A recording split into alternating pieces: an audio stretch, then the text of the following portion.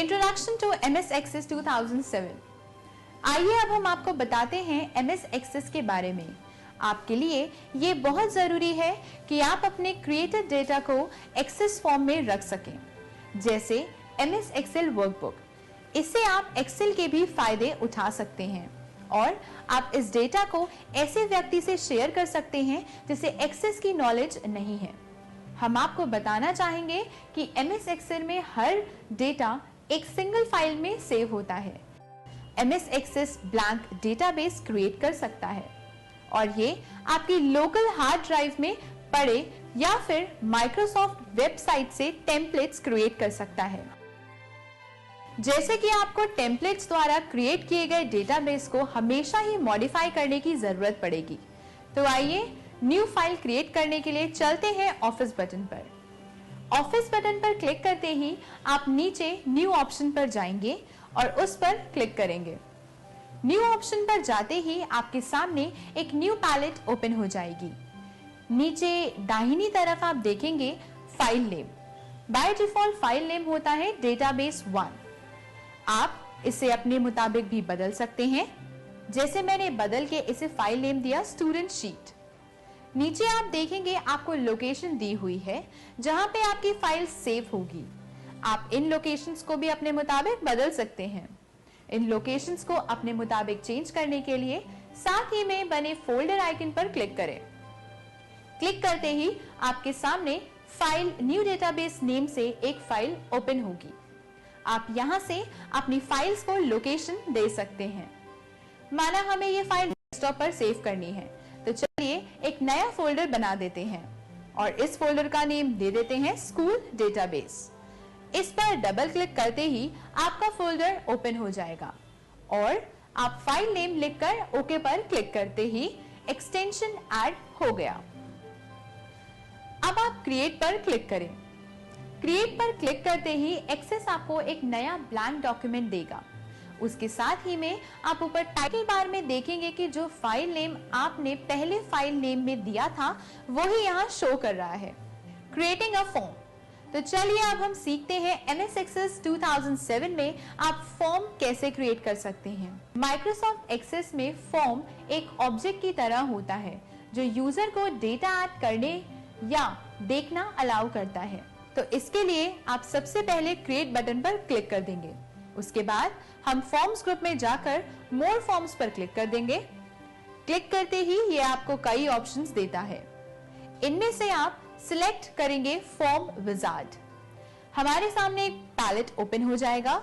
इस पैलेट में ऊपर से आप ड्रॉप डाउन में से अपनी सेटिंग्स चूज कर सकते हैं और नीचे अवेलेबल फील्ड्स में जाके कोई भी फील्ड चूज कर सकते हैं और उसे ऐड कर सकते हैं। और अगर आप सारे फील्ड्स को इसमें ऐड करना चाहते हैं तो नीचे एरो में डबल क्लिक करें, इसे सारे फील्ड्स डेटाबेस में ऐड हो जाएगा। अब आप नेक्स्ट ऑप्शन पर जाकर क्लिक करेंगे तो आपके सामने ये पैलेट ओपन होगी।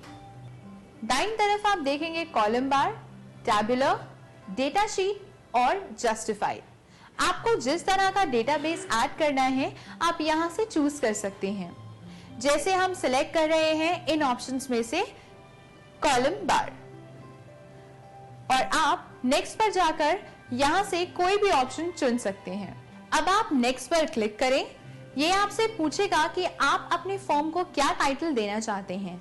अब ये आपसे पूछेगा कि आप अपने फॉर्म को मॉडिफाइड वे में देखना चाहते हैं। उसके बाद अब आप फिनिश पर क्लिक करेंगे। एडिंग अ डेटाबेस, तो जो अब आपने टेबल में सारे डेटास ऐड कर चुके हैं, तब हम आपको बताएंगे कि डेटाबेस को कैसे क्रिएट किया जाता है। तो आप अपने डॉक्यूमेंट में सारी फील्ड फिल कर चुके हैं, तो हम इसमें आपको बताएंगे डेटा कैसे ऐड किया जाता है। डेटा ऐड करने के लिए आप व्यू ऑप्शन में जाएं और डेटा शीट व्यू के ऊपर क्लिक करें। इस तरह से आपका सेव किया हुआ डेटा आपको यहाँ ऊपर दिखाई देगा। अब आप इसमें अपना डेटा टाइप कर सकते हैं। जैसे फर्स्ट नेम में हम डालेंगे स्टूडेंट का नाम, हमने डाला मनोज।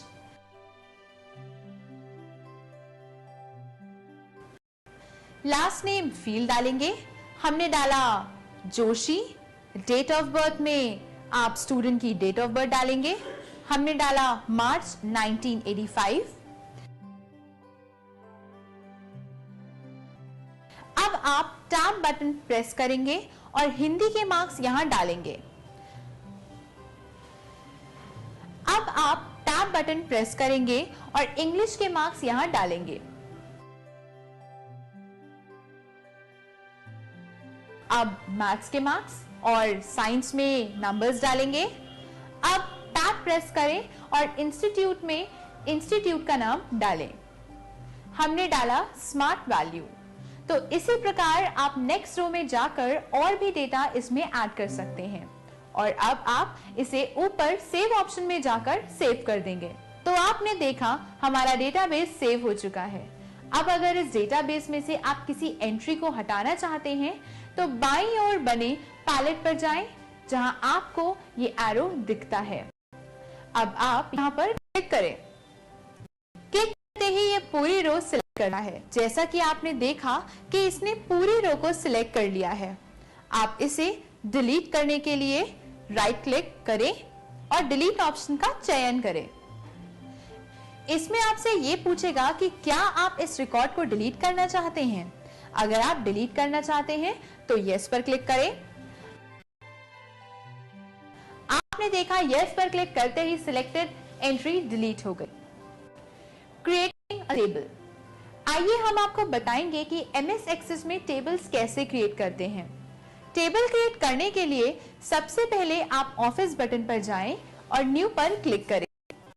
न्यू पर क्लिक करते ही आपके सामने एक नई पैलेट यहां ओपन हो जाएगी और आप ब्लैंक डॉक्यूमेंट पर क्लिक करें और नीचे दाहिनी तरफ फाइल नेम दें और फोल्डर आइकन पर क्लिक करें।